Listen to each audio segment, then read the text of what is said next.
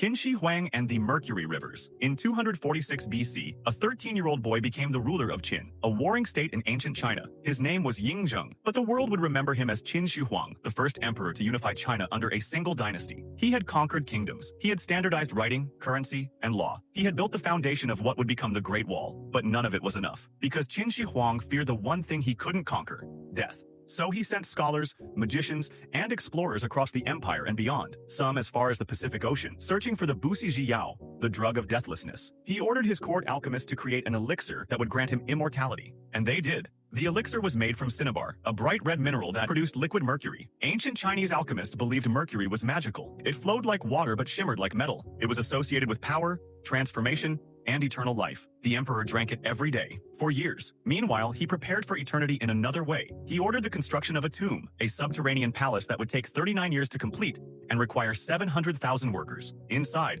the tomb contained a map of his empire, with rivers and seas filled with liquid mercury. Above, the ceiling was studded with pearls to represent the stars, and surrounding it all, an army of 8,000 life-size terracotta soldiers ready to guard him in the afterlife. The tomb even had traps, mechanically triggered crossbows designed to kill anyone who dared enter. But the emperor never made it to his palace. In 210 BC, at the age of 49, Qin Shi Huang died. Not in battle, not from old age. He died from mercury poisoning. The very substance he believed would grant him immortality had slowly destroyed him from the inside. Chronic mercury poisoning causes confusion, violent irritability, loss of control, and eventually, death. He built rivers of mercury to protect himself in the afterlife, but it was the mercury in his elixir that sent him there. Modern tests of the surrounding soil show mercury levels so high, they still exceed safe limits today. The poison he swallowed is still there, preserving his tomb, just as he believed it would preserve his life. Qin Shi Huang wanted to rule forever. Instead, he became the first of many to die chasing immortality. Alchemists and the Philosopher's Stone. For 400 years across medieval Europe, men dedicated their lives to a singular obsession: the Philosopher's Stone, a mythical substance that could turn lead into gold and grant eternal life. The alchemists worked in secret laboratories, mixing mercury and arsenic. They believed the process unfolded in stages marked by color: black, white, yellow, and finally red. The red stone was the ultimate goal, capable of transforming any metal into gold and producing the elixir of life. One of the most famous names is Nicolas Flamel. In 14th century Paris, Flamel was a manuscript seller who became wealthy through business. When he died in 1418, at around 80 years old, he was buried in a Paris church. But 200 years later, a book appeared claiming Flamel had discovered the secret. The legend said he found a mysterious manuscript, deciphered it with his wife Perenelle, and successfully created the Philosopher's Stone. None of it was true. There is no evidence the real Nicolas Flamel ever practiced alchemy, but others weren't so fortunate. Paracelsus, a Swiss physician born in 1493, didn't just theorize, he experimented on himself. He believed mercury, sulfur, and salt were the building blocks of all matter. He pioneered chemical medicine and is now called the father of toxicology. But Paracelsus drank his own elixirs. He worked with mercury constantly. In 1541, at 48, Paracelsus died suddenly. The cause was never recorded, but the symptoms of mercury poisoning were unmistakable: tremors, memory loss, blindness, and kidney failure. The alchemists knew the risks. Mercury caused madness, paralysis, and agonizing death. And yet, they continued. They heated cinnabar to extract liquid mercury. They mixed arsenic into elixirs. They inhaled toxic fumes. Some developed tremors so severe they couldn't hold their tools. Many died alone in their laboratories, poisoned by the substances they believed would save them. The phrase, "mad as a hatter," comes from this era. Hat makers used mercury and slowly went insane. The alchemists were no different. Today, Nicolas Flamel's house still stands in Paris, the oldest stone house in the city, now a restaurant. But the Philosopher's Stone was never found.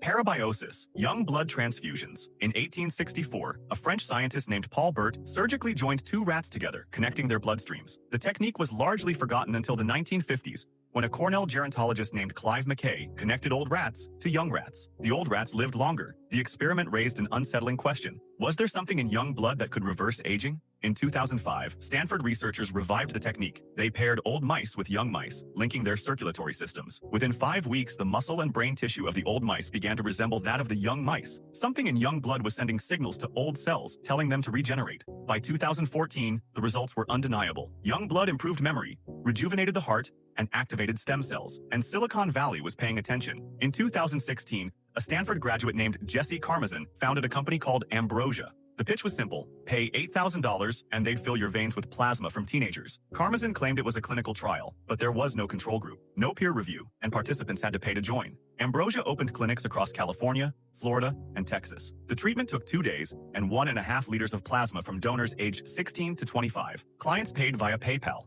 Peter Thiel, the billionaire founder of PayPal, reportedly spent $40,000 per quarter on transfusions from 18-year-olds. It wasn't science. It was vampirism with a credit card. Legitimate researchers were horrified. Tony Weiss-Correa, the Stanford neuroscientist whose work had inspired the experiments, condemned Ambrosia of abusing people's trust. The risks were real. Plasma transfusions can cause lung injury, circulatory overload, and infections. Karmazin claimed the treatment reduced cancer markers and improved sleep, but he never published the data. In February 2019, the FDA issued a warning, calling young blood transfusions potentially harmful with no proven clinical benefits. Ambrosia shut down, but Karmazin didn't stop. He opened a new company called IV Plasma, offering the same transfusions for $12,000. Today, legitimate researchers continue their work through real clinical trials with Alzheimer's patients. They don't charge participants. They follow protocols. They publish results. But the damage was done. The dream of eternal youth had been reduced to a Silicon Valley grift. The science was real.